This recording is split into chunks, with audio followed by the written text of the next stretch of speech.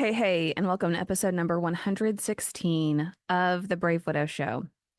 Today, I'm going to talk to you about navigating loneliness as a widow, and we're going to walk through how to navigate this using a thought model taught by the Life Coach School.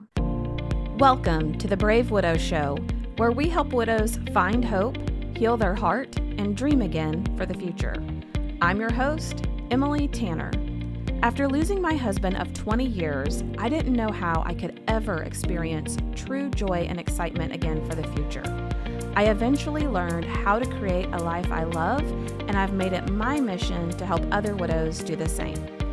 Join me in the Brave Widow membership community and get started today. Learn more at bravewidow.com. Loneliness is one of the most reported struggles that widows face, and I know it's something that I faced too.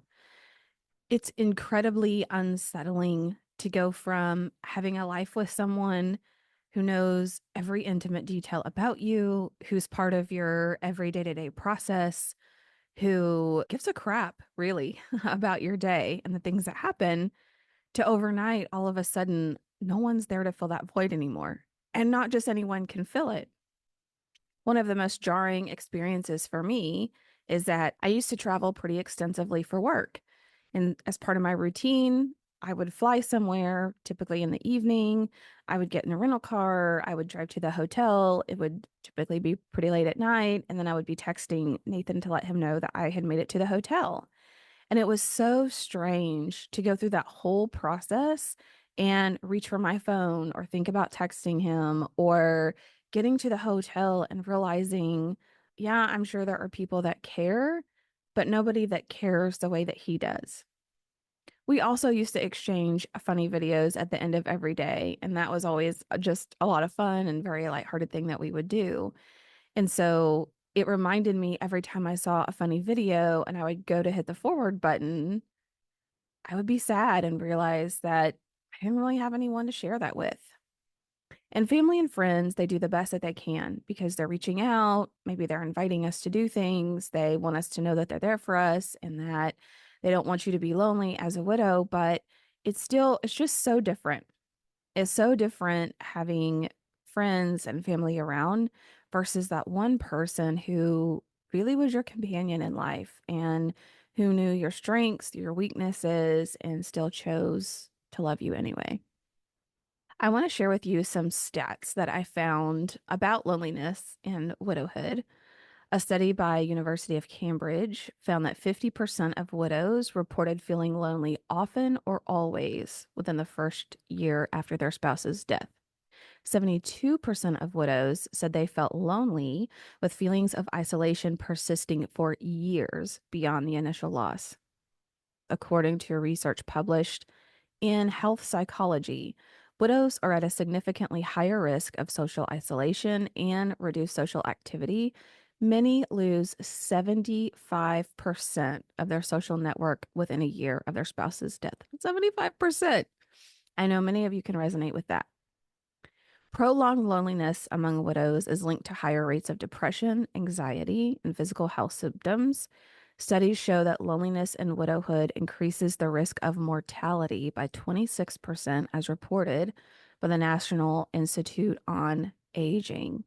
So, loneliness is a huge topic for widows and something that we, unfortunately, is a reality of what we have to face.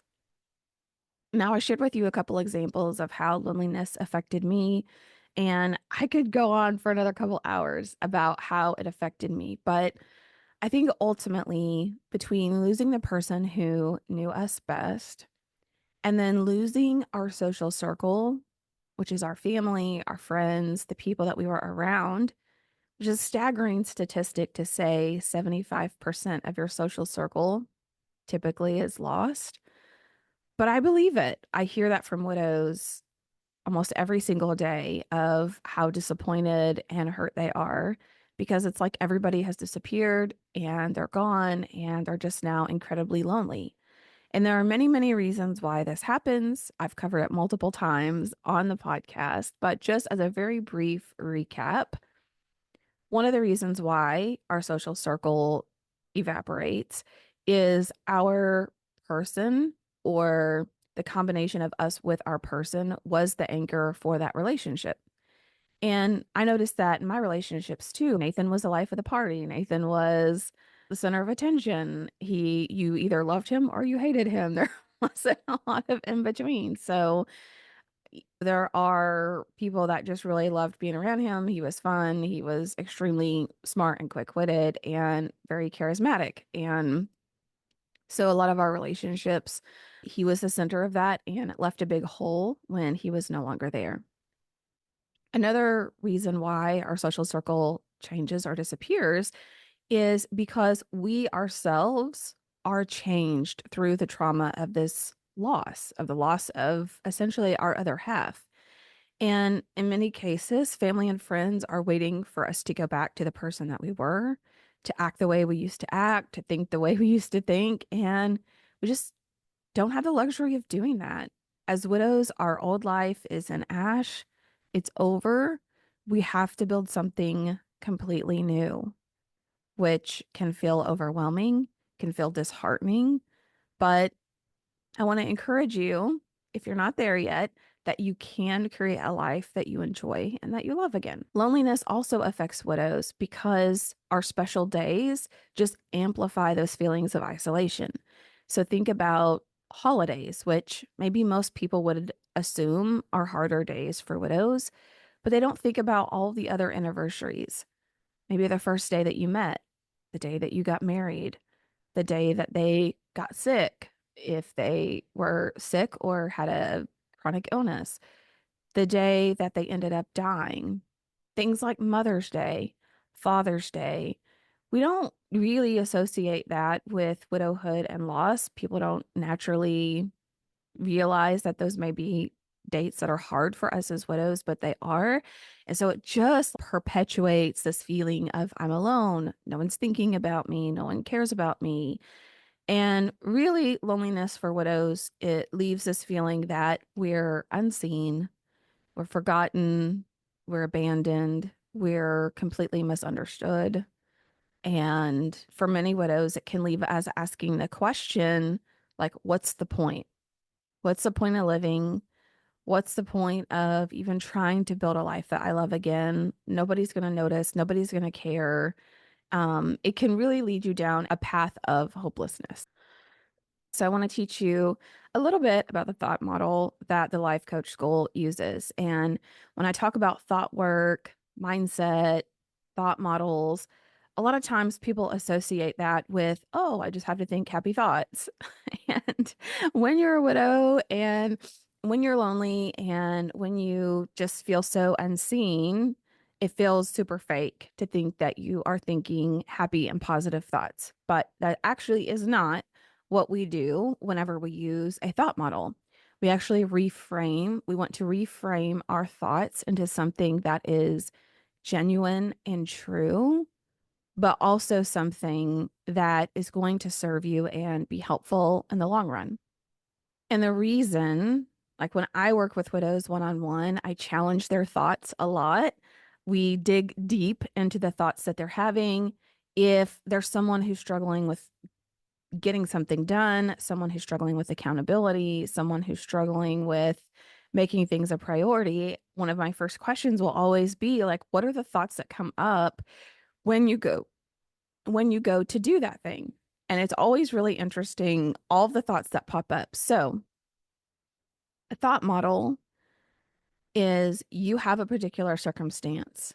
Now, a circumstance is a fact. It's not an opinion.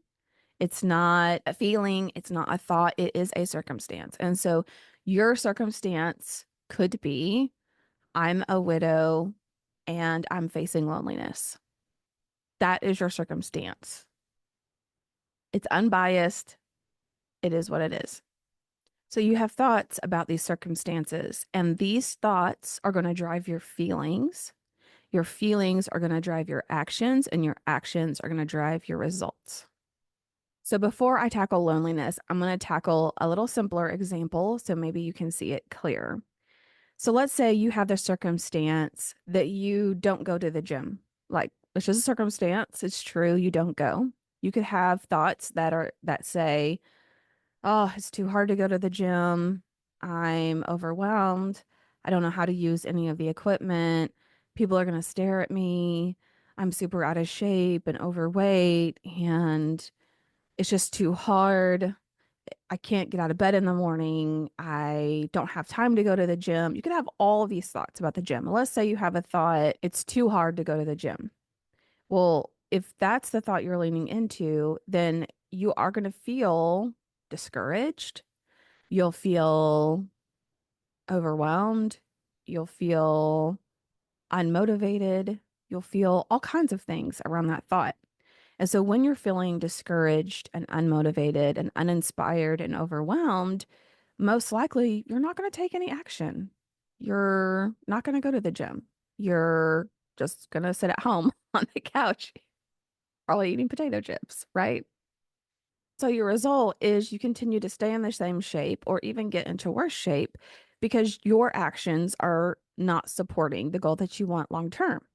Now let's take that same circumstance. Currently, I'm not going to the gym, but maybe you have a goal that you want to get in shape, you want to become stronger, you want to have more stamina, whatever that is.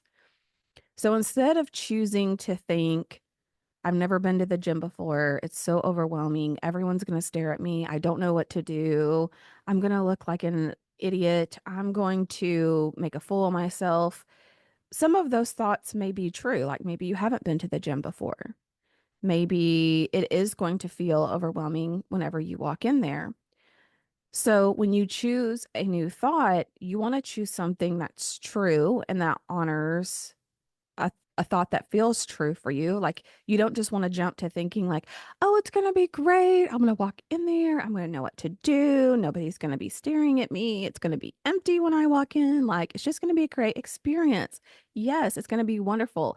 Like just flipping to this super positive thought process isn't really going to help you. So, what you want to do when you're reframing your thoughts is to be intentional, first of all, about what thoughts are coming up from your circumstance, what feelings those are creating, and how your feelings are driving your actions, which ultimately are feeding into your results. So, the first step is to look at what thoughts are you having.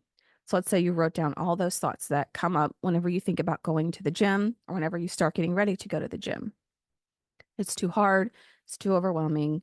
People will stare at me. Okay, you've looked at all those thoughts.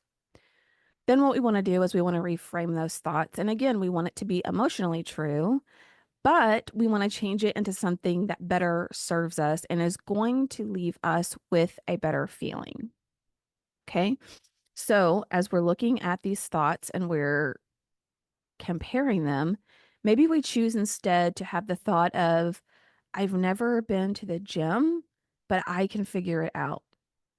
Maybe another thought is, I can hire a personal trainer.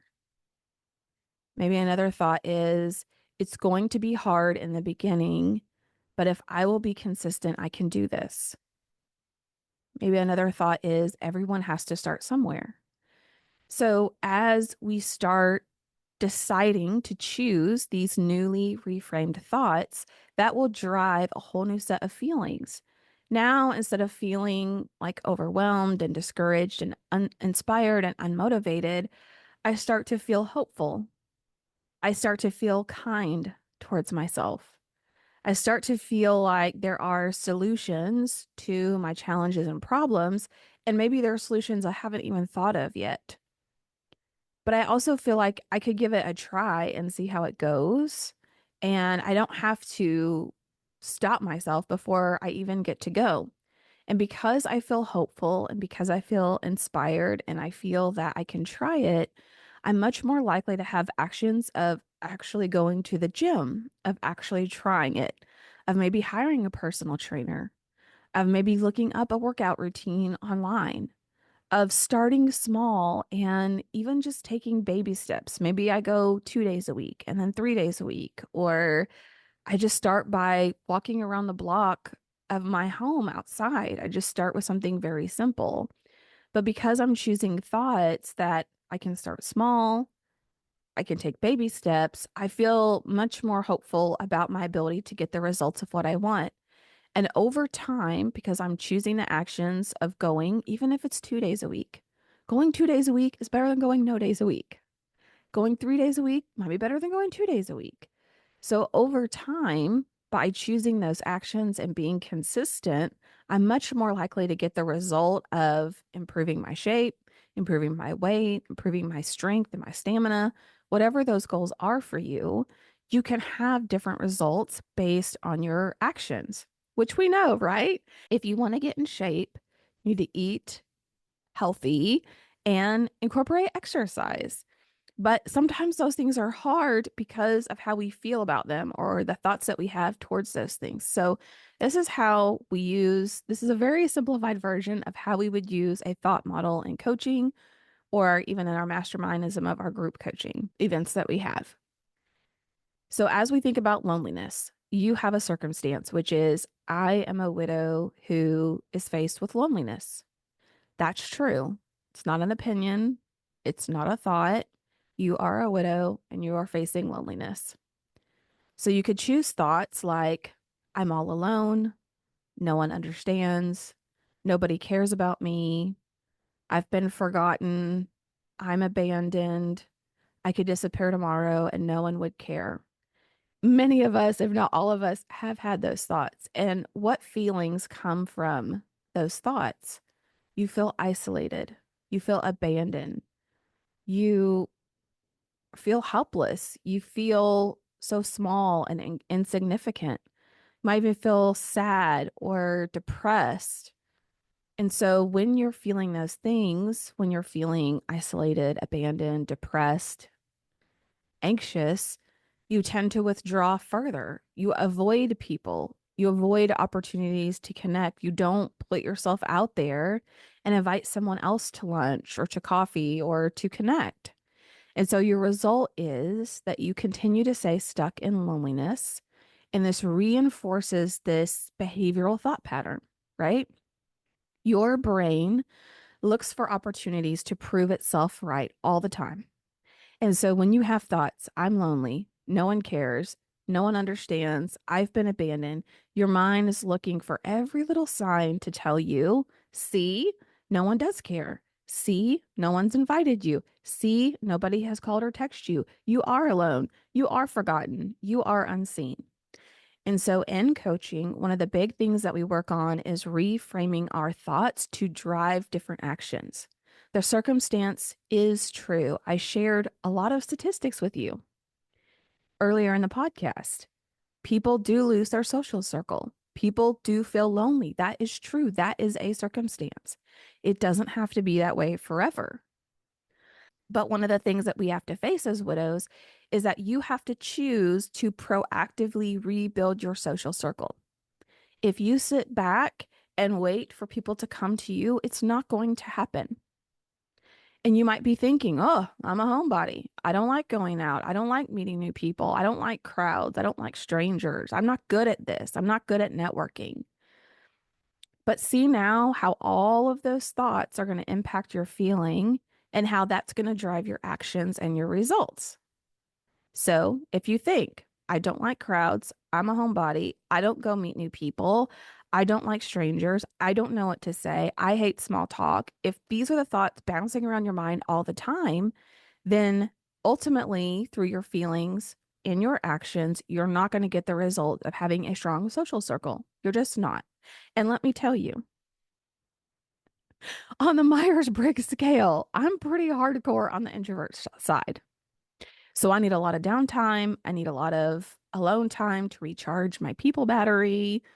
I understand the weight that it takes at times to connect to other people, the energy it takes to put yourself out there, to get through all of the small talk, to find something deeper. In fact, I even have a course in the Brave Widow community that teaches you how to meet new people and make new friends, even if you're an introvert, even if you're a small talk, if you hate small talk, even if you don't know what to say to people, I will teach you how to do all of those things, even if that's a natural challenge for you.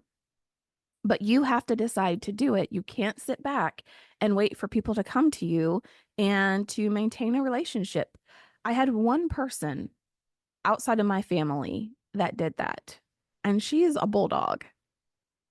And I don't know why she chose to keep reaching out, to keep inviting me, to keep being my friend, even though just mentally and emotionally, I couldn't reciprocate. Like, she's an angel for doing that and for inviting me and including me and still talking to me and still like giving me updates. Like, everything's just normal and, we're still friends and life's great. And that was amazing. But 99% of the people don't do that, didn't do that for me. So, your circumstance. I'm a widow and I'm facing loneliness. Write down all the thoughts that you have around that where your mind is telling you it's true. No one cares. You're forgotten. You're abandoned. You're unseen. So, your circumstance is the same. Now we're going to look at reframing into some new thoughts. So, maybe you start with one.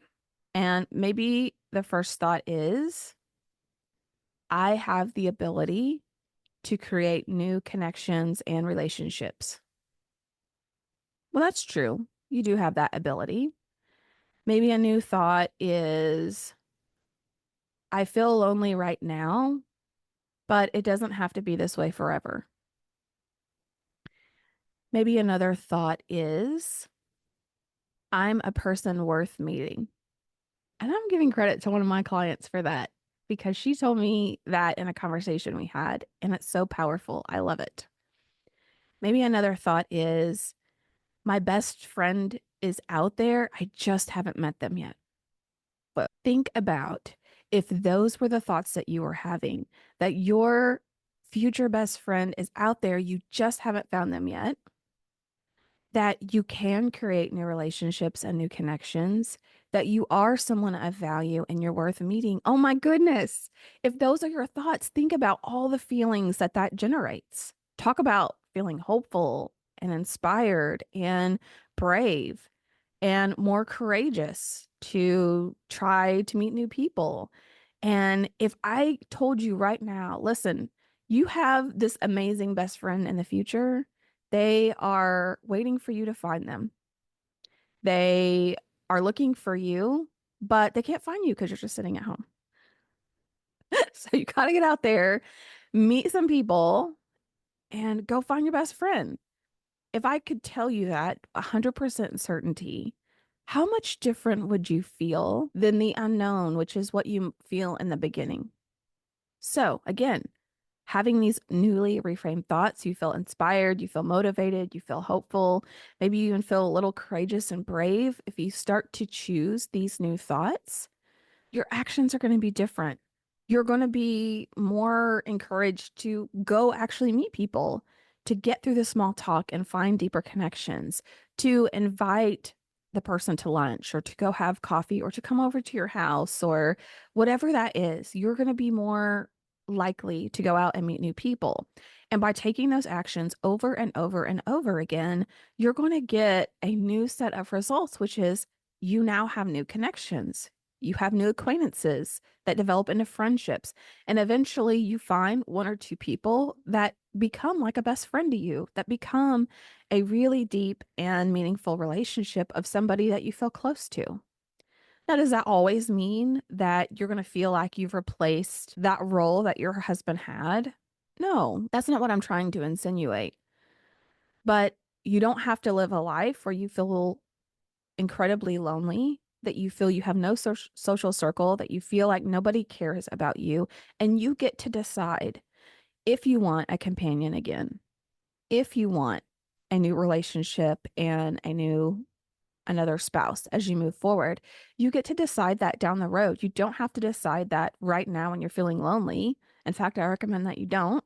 I recommend that you wait until you feel that you have good relationships established and you know what you want for your future and you feel confident about that. The key here is it's not about pretending that loneliness doesn't exist, but through our thoughts, we want to recognize the role of thought and how we experience and respond to that loneliness. The circumstance of feeling lonely, the circumstance of being a widow that's facing loneliness, rather, is true. And This isn't something that just changes overnight, but if you will be consistent with reframing your thoughts, taking actions based on those thoughts, you are going to get a completely different set of results. I'm not a networker. I'm not the life of the party. I, go through all the motions with meeting new people and trying to make connections. But every time I put myself out there, every time I go to an event or a widow meetup or a real estate investor meeting, or I go somewhere where there are other people that I can get to know better, great things happen. New connections get made. New results come out of those connections. I could go on and on about that, but I'm always glad that I went to some of those events, whether I have a closer relationship now to one of the people that were there, whether they've introduced me to someone new and I have a great relationship with them. Maybe we made a deal happen on the real estate investing side, whatever it is. I have a different set of results by putting myself out there and by being involved versus if I just sat at home and waited magically for people to come in. Now, one of the keys to reframing thoughts is that this isn't a one and done. You are retraining your brain, okay? And we have thoughts and feelings all the time that our brain and our body pushes up to the forefront. And we can choose whether or not something is true and whether or not something serves us. So just because a thought is true or feeling is true, that doesn't mean that that serves us and that's moving us closer to the results of what we want to have. Just like anything in the beginning, it's more difficult. It requires more effort to do this reframing work. It requires a lot of practice. Over time, you'll get really comfortable doing this, and it'll be something that you do just almost second nature. I want to encourage you, if this is something that you try in reframing your thoughts and noticing how it feeds into your feelings, your actions, and your results, don't get discouraged if over time you keep having these other thoughts that come up. And it says, see, why are you trying? I told you no one cared. See, why did you put yourself out there? No one spoke to you. See, I told you this was a waste of time. Your brain, again, is trying to prove itself right. And we are going to train it, not to stop doing that because the brain loves to do that, right? But we are going to train it towards the new set of thoughts that we want to have. So it starts to look for those data points as proof that these new thoughts are correct. And sometimes we can thank our brain for trying to keep us safe. And we can say, thank you for offering me this thought. I'm going to put that to the side and choose to think something else. Like, the brain's job is to keep us on autopilot. It's to keep us safe. It's to keep us in what we know.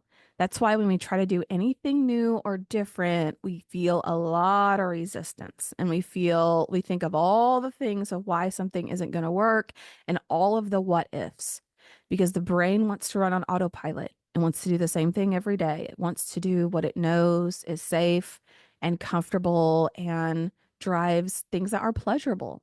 It doesn't want you to feel anxious and afraid and put yourself in new situations. So we can honor and acknowledge what the brain is trying to do while still choosing to do something different. All right, now I want to share with you 4 practical tips for navigating loneliness in addition to the thought model. So, tip number 1 is to reconnect with yourself first. Through grief and through the trauma of loss, we become a different version of ourselves. The person that we were in the past isn't completely gone, but there have been some pretty significant changes that have happened. So give yourself lots of grace and take the time to figure out, who are you now? What types of things do you like and enjoy? What types of new things do you want to explore that maybe you weren't interested in the past? Or maybe you never would have done that because it wasn't something that your spouse would have liked or enjoyed. And so you just never really tried it. Allow yourself to look at this like a mini adventure where you're poking and prodding and following different paths and exploring and really just trying to figure out who you want to be in this next season of life and what kind of life that you want to have. Do you want to go play pickleball? Do you want to take a dance class? Do you want to do pottery? Do you want to go back to school and choose a totally different career path? Giving yourself grace and just taking time to say, this season of life, I'm exploring who I want to be and the types of things that I want to do, that's totally okay.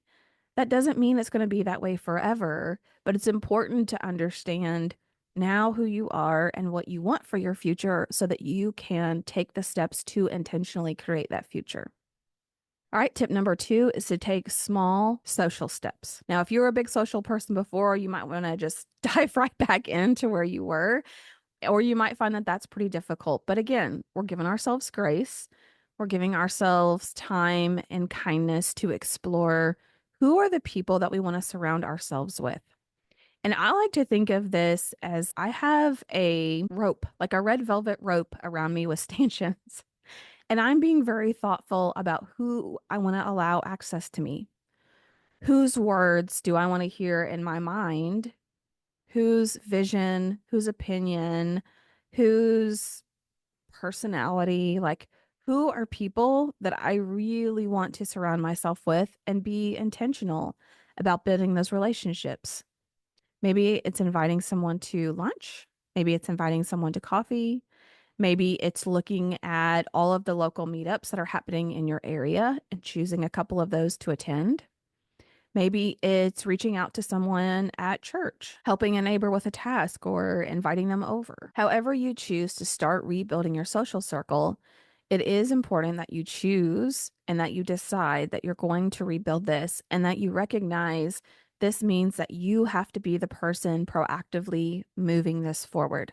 You can't sit back and wait magically for people to reach out to you and to want to build a relationship with you. It's just realistically where we are. Number 3 is finding a community that truly understands. This may be a local grief share group. It might be a local widows meetup. It might be the brave widow community who would love to embrace you and accept you and get to know you. But it's important that you find people who have walked a similar path or journey as you have, who truly understands what it means to have lost a spouse, to have been in deep grief, and to have had to rebuild their life, or maybe they're on the journey to rebuilding a life. You don't want to be in a community, which unfortunately some grief communities are like this, but you don't want to be in a community where people are bitter and sad and angry, and that's all that there is. There's no hope that life can be better, that life can get better, that you can have a life that you love and enjoy post loss, that maybe that group just criticizes the people that are trying to do that. You don't want to be around that group.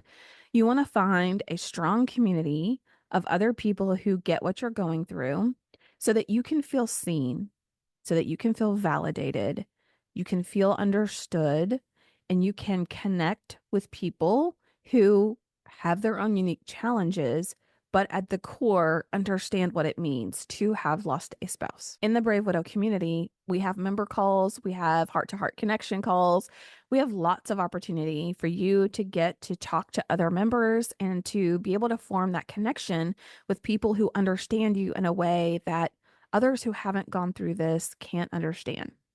All right, and tip number 4 is to explore new hobbies or activities.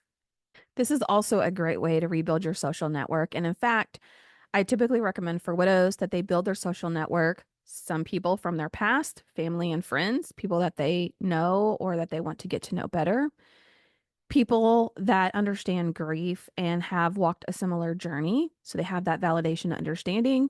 And then other people that maybe have nothing to do with grief, but they don't know the widow as that person existed in the past.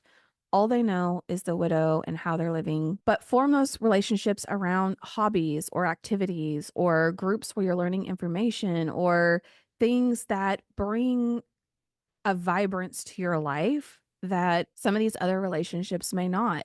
It gets your mind working on learning something new or trying a new skill or just really like dipping your toe into a completely different world. Just having those relationships and connections can go such a long way. All right, so those are my thoughts on navigating loneliness as a widow. And here's the thing, loneliness is temporary unless you decide that it's going to be permanent.